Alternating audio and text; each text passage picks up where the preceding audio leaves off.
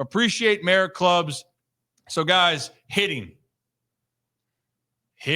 is so important, but you got to keep it simple. And so, two people's opinions that I value tremendously. One, my Uncle Bill, and we just had the other one in here a month or so ago. We just released the interview, Brad, and that's Eddie Murray, Hall of Famer, one of the best that ever did it, arguably the best switch hitter if you want to go that far. But let's start with the first clip where my Uncle Bill Ripken, talks about, well, what he really likes from these Orioles hitters so far during this recent kind of resurgence. So let's play that clip first. They lost 2 games in Boston early in that 4-game set, and then they won the last 2. Yes. When you could have folded the 10, right? You lose 2, you're playing like split doubleheaders, it's raining, this gets postponed. So they win the next 2, then they go home, and they broke an 8-game home losing streak. Yes. In that one, but I think some of the left-hand hitters, their approaches look so much better. Okay. And that's not to say you can't run into one and bump somebody to right. Yeah. But if we're thinking big part of the field, I think better things are going to happen. And So right there, my Uncle Bill's saying, hey, big part of the field. You're seeing a lot of the hits that Ryan O'Hearn has had. He's not yanking it down the line. Big part of the field. Right center, left center. Jackson Holiday, who has been swinging it exceptionally well for this ball club, using the whole part of the field, seeing that power to the opposite field gap. And he's not hooking it. If you saw earlier on, even last year, trying to pull too much isn't always the recipe for success. And look, if you don't believe me, then let's play the other clip from Hall of Famer Eddie Murray, who talked about what his batting practice philosophy and what his mindset was every single time he got ready for a game. So, Brad, let's play that clip on Eddie's batting practice. Your dad, maybe in his 3rd year or something, we started to notice the younger kids on the other teams coming out to watch batting practice. And they were coming to watch me. And they watched me hit batting practice. So after I finished, they looked at Cal and they go, what was that? They say, he does that every day. That's, I started off, I hit every ball the opposite field. I don't care where you go, you could do it here. I was going to get my hands inside and hit it that way. But what I was doing was really working on just not being fooled, but I controlled this. You wouldn't believe how many people I saw break bats the first round because they're trying to yank the ball over the fence. Too much, yeah. I hit every ball, and that was my thing. And your dad was the greatest at, this is what he's doing every day. He does. So he just throws the ball out there. And now the balls got closer to the fence, but I still didn't want to hit him over the fence. That's not what I was up there to do. I was up there to work. Yeah. It's hitting the ball the other way. And then as the rounds go by, you start to pull the ball. And I probably wouldn't hit one out until the last round. But that's just how I was. I mean, weren't getting paid for BP. Yeah, you don't get paid to be a 5 o'clock hitter, right? Right. You get paid if you hit him over the fence at 7. So that simple approach.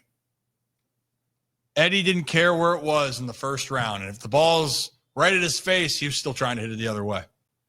And why? It got him prepared to be able to go out and play at 7.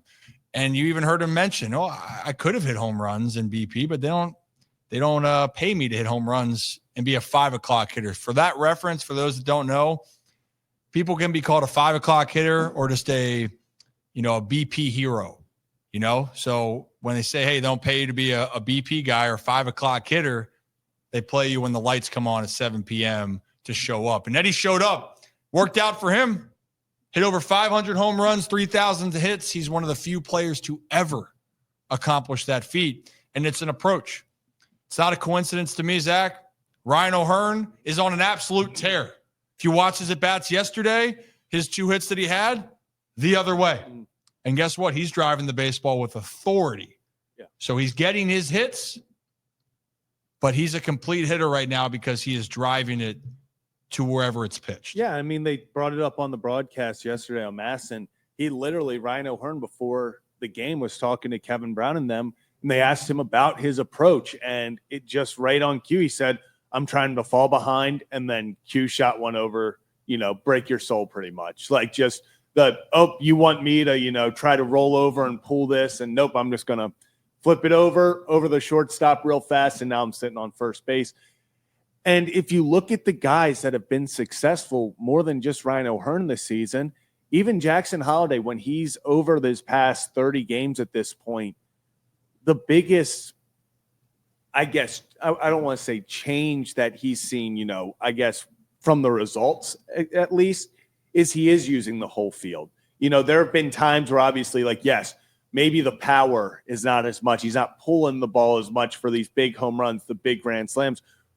But when he's coming up and he's going gap to gap, whether it's a single, whether it's a double, he's using the whole field, and it's getting harder and harder to pitch to him because they're both at the point where, if you throw him something on the outside, they're not going to roll over it. Gunnar Henderson, when he's at his best, we see so many home runs go left center down the power alley because these guys, when they're thinking big part of the field, that's when they're at their best. When they're using a full field, Adley Rutschman, another example, when he's at his best. Jordan Westbrook, when he's at his best, they're using the full field. Colton Cowser talked about it in spring training.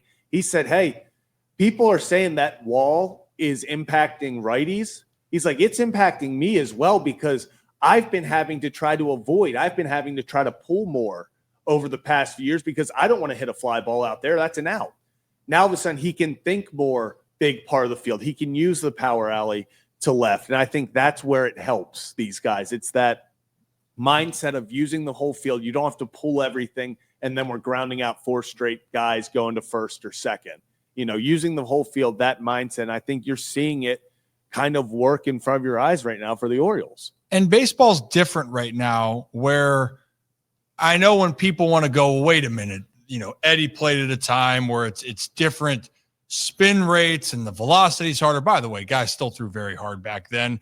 The velo is harder now, but mentality and approach stays the same. If you go and watch the best hitters in baseball, give me one. Who's the best player in baseball right now? Shohei Ohtani. Okay.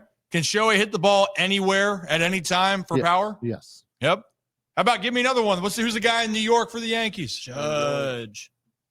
That dude has so much opposite field juice. Yep. And yes, I know he plays at Yankee Stadium when they're like, hey, it's just a fly ball to hit it over there.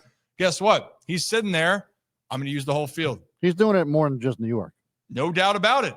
We'll go to Boston since the Orioles were just there. Rafael Devers was on a bender. And Rafi does a great job of using the entire field. So you can look at all of this. The best hitters in the world, if they know how to use it right, they can almost feel like they're unstoppable. And those 3 players right now, they feel like they're unstoppable. If you're able to use the whole field and use your abilities like that, you can have high numbers, but you don't have to be a home run hitter to have that success. No. And that's the part with Ryan O'Hearn. Ryan O'Hearn's having a phenomenal year, and he's got power. I'm not saying Ryan's going to hit 40 jacks, but Ryan can hit over 300 if he keeps this up. Why? Because 2 strikes, hey, I'll take a jam base hit the other way. I'm not going to be fooled because I'm going to stay on this ball longer. And you're seeing it more and more.